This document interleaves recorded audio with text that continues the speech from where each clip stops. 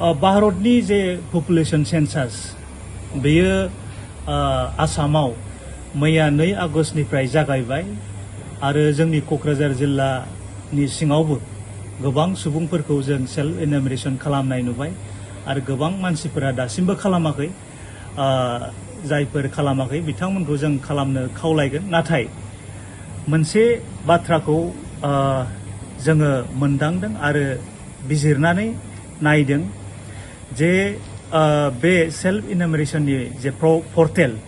बे पर्टेलाव गुबुन गुबुन माखासे आसामाव थानाय बा भारताव थानाय माखासे रावफोरनि अपसनफोरखौ जों बेयाव नुनो मोनदों अपसनेल लेंगुवेजखौ जों बेयाव नुनो मोनदों दा एसामिसनिफ्राय लानानै बेयाव बांला तामिल मणिपुरी आरो बिदिनो गुबुन गुबुन रावफोरनि अपसनेलखौ बेयाव नुनो मोनदों नाथाय जों हारिनाङैनो बेयो मोनसे दुखु गोनां बाथ्रा जाबाय जोंनि बर' रावा बेयाव अपसनेल लेंगुवेज हिसाबै थिसनजायाखै मानोना बर' रावा भारत संबिजिरनि 80 फारियाव थिसनजानाय मोनसे राव जेफोरा बे अपसनेल लेंगुवेज हिसाबै बेयाव थिसनजादों बे एखे मर्यादा गोनां बे मोनसे रावखौ गालांनाया बा बेखौ थिसनैया बेयो जोंनि हारिनाङैनो मोनसे दुखुनांथाव बा साननो गोनां बाथ्रा जाबाय दा बेखौ लानानैनो जों क'क्राझार जिल्ला दुलाराय बर' फरायसा आफादा दिनै क'क्राझारनि डिस्ट्रिक्ट कमिशनारनि दारै मोनसे दाबि बा मोनसे मेम'रेन्डाम बिथांनि दारै जोङो भारत सरकारनिसिम दैथायहरदों जे बे पपुलेशन सेन्सास 2027 आव सेल्फ एनुमेरेशननि प्रसेसनिफ्राय लानानै एस ए होल सेन्सासनि जेसेबां प्रसेस जोबजासिमाव बर' रावनि जे अपसन बेखौ होयो बर' रावजोंनो जोङो फिलआप खालामनो हानायनि खाबुखौ होयो बे दाबिखौ जोङो दिनै